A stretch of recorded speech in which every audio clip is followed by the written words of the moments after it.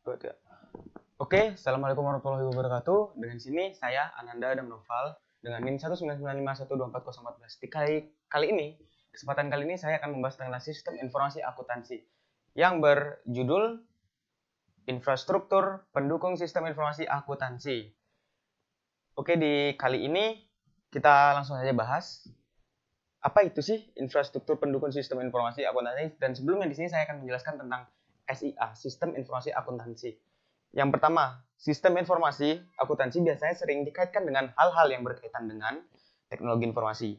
Secara bahasa, sistem merupakan rangkaian unsur-unsur yang membentuk satu kesatuan untuk menjalankan sebuah proses untuk mendapatkan hasil atau mencapai tujuan tertentu. Itu adalah pengertian dari SIA, Sistem Informasi Akuntansi. Di sini ada sistem informasi akuntansi merupakan organisasi formulir catatan dan laporan yang dikoordinasi sedemikian rupa untuk menyediakan informasi keuangan yang dibutuhkan oleh manajemen guna memudahkan pengelolaan perusahaan.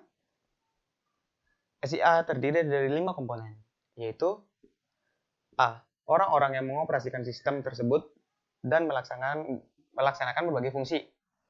Yang kedua, B. Prosedur-prosedur baik manual maupun otomatis yang dilibatkan dalam mengumpulkan, memproses, menyimpan data tentang aktivitas-aktivitas organisasi. C. Data tentang proses-proses bisnis organisasi. D. Software yang dipakai untuk memproses dan organisasi. Software yang dipakai untuk memproses data organisasi. C. Infrastruktur teknologi informasi seperti komputer, peralatan untuk komunikasi jaringan, dan peralatan pendukung lainnya.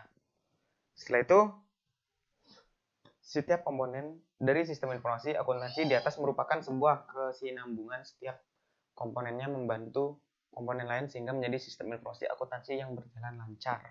Oke, sekarang kita akan ada 5 komponen dari SIA sebagai berikut.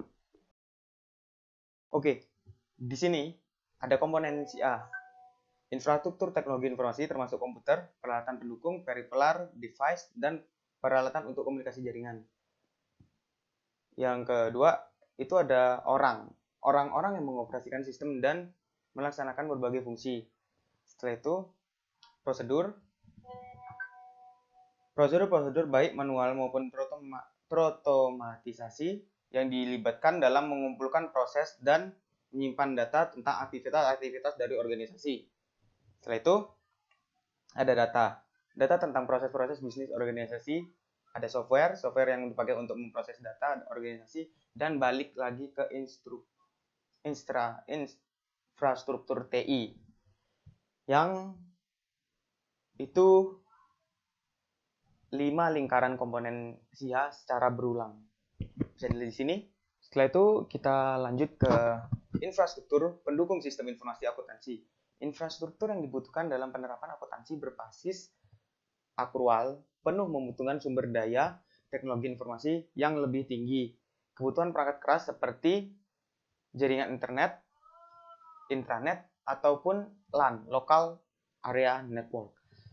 Setelah itu akan sangat membantu ketidaksediaan infrastruktur ini tentu menjadi batu sandungan tersendiri dari infrastruktur pendukung sistem informasi akuntansi yang ada. Selain